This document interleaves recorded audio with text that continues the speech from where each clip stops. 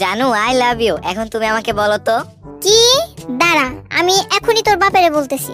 আরে আরে, আমার বাপের বইলা লাভ নাই, আমার বাপে তো বিয়ে করছে। সানি ওর গার্লফ্রেন্ড নিয়ে শপিং করতে গেছে, আর তুমি তাকিয়ে তাকিয়ে দেখো। আচ্ছা রাগ করো না, আমি এখনই ওর গার্লফ্রেন্ডকে নিয়ে শপিং করতে যাইতাছি।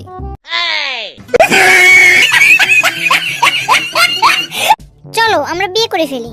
আমার বাসা এটা মেনে নিবে না। কেন? তোমার বাসায় কে কে আছে? আমার স্ত্রী আর আমার 2 বাচ্চা।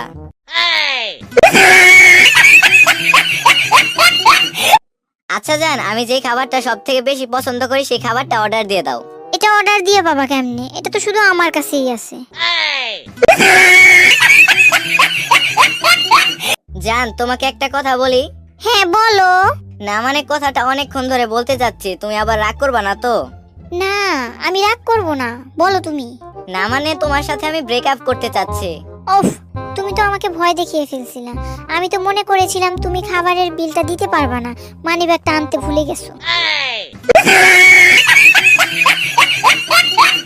এই তুমি খাওয়ার সময় এমন করে আওয়াজ করো কেন? আমি আওয়াজ করি, তুমি আবার করতে যাও না, তাহলে লোকে আবার অন্য কিছুই মনে করবে।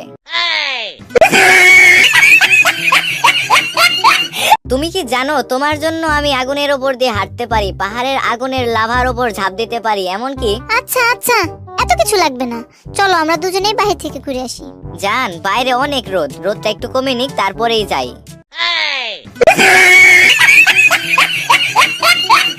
জান, আমি রেস্টুরেন্টে প্রায়ই আসি, তুমি অর্ডারটা দাও। আচ্ছা ঠিক আছে, যা যা বললাম এসব নিয়ে আসো। অর্ডারটা আমি দিলেই মনে হয় ভালো হতো।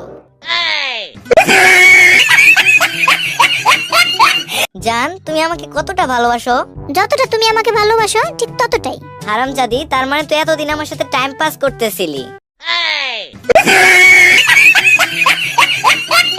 জানো, আমার একটা নিঃশ্বাসের জন্য একটা ছেলে মারা যেতে পারে। তাহলে তুমি টুথপেস্ট দিয়ে দাঁত মাজো না কেন?